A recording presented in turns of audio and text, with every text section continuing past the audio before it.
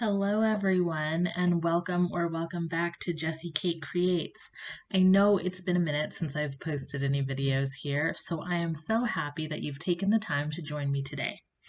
For today's video, we are going to be making some wedding cards using this adorable Wedding Bliss stamp set from Fun Stamper's Journey. It's been in my stash for a while now, and I wanted to do some really simple watercoloring, so I just took a rectangle die that fit my image and cut it out of some watercolor paper.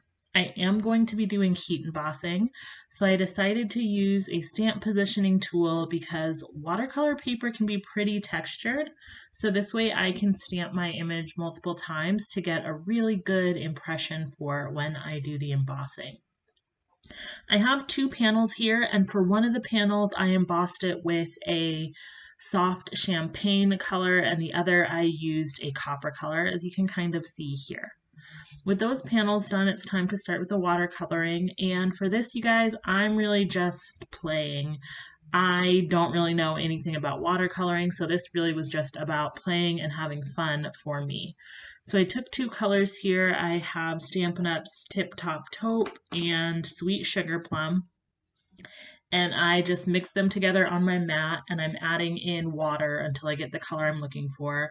I wanted a really soft, maybe slightly pinkish brown color.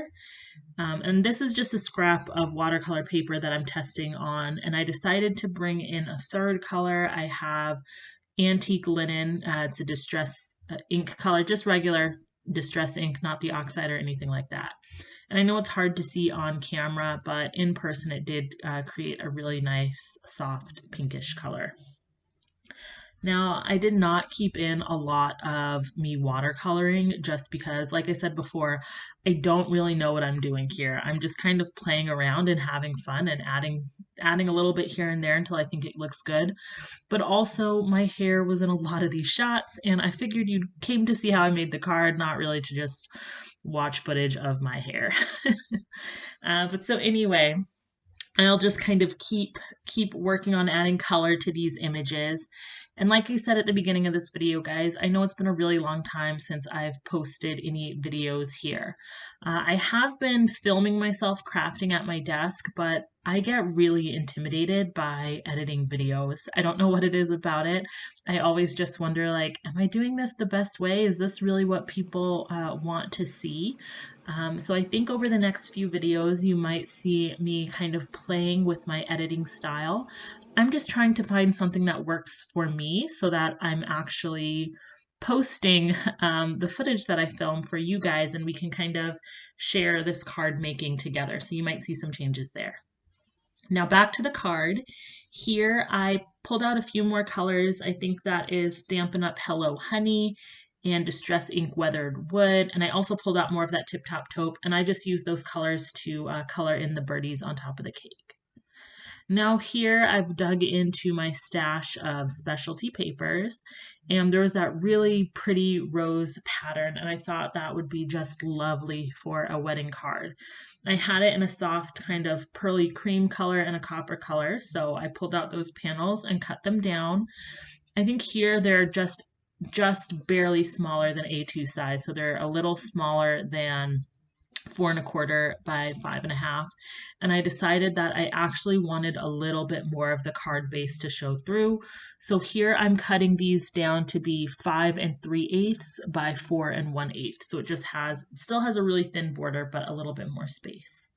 Now this paper was very delicate, and I didn't want to risk tearing it, but I wanted to make sure it stuck to the card base really well. So I put some dry adhesive directly onto the card base, and now I'm adding wet adhesive to the back of the pattern paper.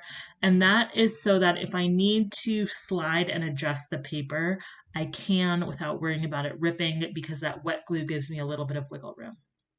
So I did that to both of the panels. And I'd also earlier, I thought about adding a bow, and I decided, you know what, I think that would add a really nice, kind of soft, sweet touch to these cards. So this is my favorite way to add bows to cards. I put a little bit of adhesive on the back of the panel on both sides and measured out a strip of ribbon that is the width, a little bit wider than the panel itself. And I'm just going to adhere that down. And then I add the bow later. It's easier for me to do it this way than to try to tie the bow on when I add the ribbon. That just never works out so well for me. So I like to do this method. So first I'm just going to put that ribbon down. And then I think I'm actually going to move on to building the rest of the card, and I'll add the bow a little later, I think. Yeah. So here I'm just adding foam tape to the back of this panel so it'll be popped up a little bit. And again, you're going to see me also use some wet glue because I don't want to tear that specialty paper. And usually foam tape, once you press down, it's not going anywhere. So by adding the wet glue, as you can see here, it gives me the chance to kind of wiggle things around and move things around without destroying the paper underneath. All right. So now I went ahead and I added the other panel off camera. So now that those are both popped up, we're going to finish these bows. So I'm just taking some time to tie a little bow here. I'm not great at tying bows. I think I've said that in other videos, but I just kind of play with it and kind of finick around with it until I get 2 bows that I really like. And to adhere these down, I am going to use a glue dot, just a tiny one, and I put it on the back of the ribbon, and then I put that on that little strip of ribbon. So it looks a lot nicer than if I had tried to tie a bow directly in the middle. And then I'm also going to take a small glue dot and put it behind that strip of ribbon so that it's not moving all over the place. So it's nice and secured now. And then I'll just go ahead and cut the ends of the ribbon. Now you can leave your ribbons like this, or you could use something like a fray check glue or something like that. I just like to very carefully use a lighter on the ends. You don't have to do that. So once those are done, now this is both of the cards on the outside. I think they look so sweet, but we still need to do the inside of the card. So for these, I'm using 2 different stamp sets, Floral Phrases and Better Together, both by Stampin' Up. And I'm using these because they're some of the only stamp sets I have with wedding sentiments. Since these are red rubber stamps, to get it lined up nice and straight, I pick a straight line on the stamp. Here it's the bottom of the word wedding, and I try to line it up with one of the lines on my acrylic blocks. That way I know as long as that line is straight when I stamp the sentiment down, the sentiment will be straight on my paper. And instead of using black, I decided to use Concord Ninth's Mushroom ink, which is just a dark gray. Since there wasn't any black on the front of the card, I felt like a dark gray would have a softer look and it would work really nicely. So I did my 2 different sentiments. And then I'm just going to adhere those to the inside of my card using some dry adhesive, my little ATG gun. And that really is going to finish off these cards. I think these look so wonderful and they weren't too difficult. Doing the watercolor did take time, but it wasn't that bad, and it was fun to kind of play around with something that I don't always use or that I haven't used for a while. So those are the 2 cards. I hope you guys like them. Let me know if you like the soft champagne-y one or the copper one more. I think they're both lovely, but I think I'm really in love with that champagne-y copper one myself. Again, thank you guys so much for watching, and I hope to have more videos coming out to you guys soon. I hope you have a wonderful day, and I hope you find some crafty time this week to enjoy your supplies in your stash.